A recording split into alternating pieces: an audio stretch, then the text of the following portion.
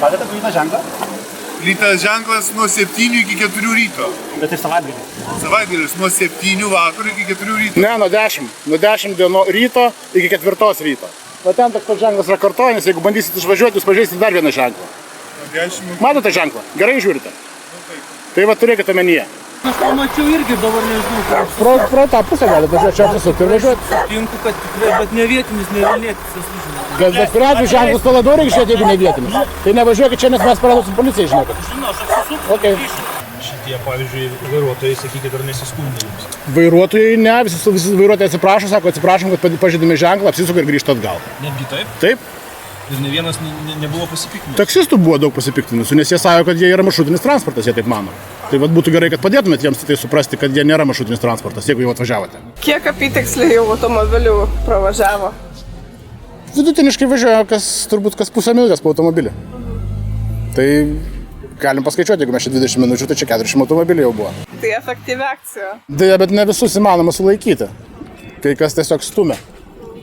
Aš manau, žinai, kad reikia dažniau daryti tas akcijas, gal tada daugiau žmonių prisijungs, nes visi dabar akivaizdžiai bijo. Šitas prospektas taptų tokia kaip pėsčiųjų zona. Čia toks užmanymas ir buvo, tipo, čia savaitgalis, kad galėtų čia krepšinis vykti taip toliau. Jo nereikia uždarinėtis, taip uždarytas yra. Turi būti vieša erdvė, kur žmonės susirenka kažką veikia. Labą dieną, jūs pravažiavote pro plytą ir berods ne pirmą kartą jau. Taksi. Tai gerai, taksi ne maršrutinis transportas. Kokia? Plyta ženklas toksai, va toks pats kaip ten. Jeigu čia išvažiuosite, tai pažįsite dar kartą ženklą. Nuo 9 dienos. Pažiūrėkite į ženklą. Visur tas pats yra.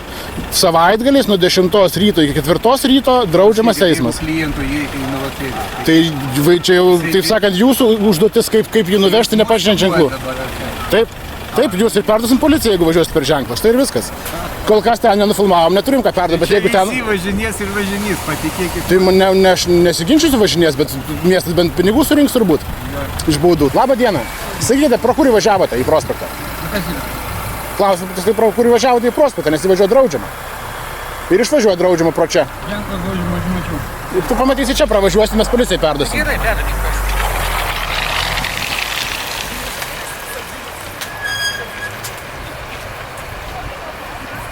You are going through sign which forbids the traffic here.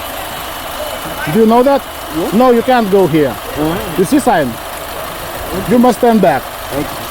Thank you. Tai matosi, ne tik tai nuo tautybės žmogaus priklauso. Ir nereikia sakyti, kad čia lietuviai yra kažkokie kitokie.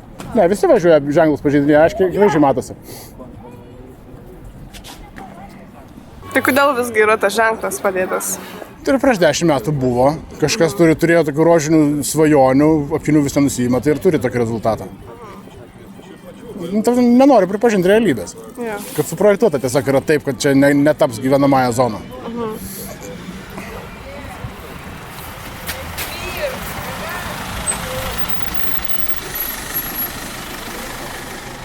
Labą dieną.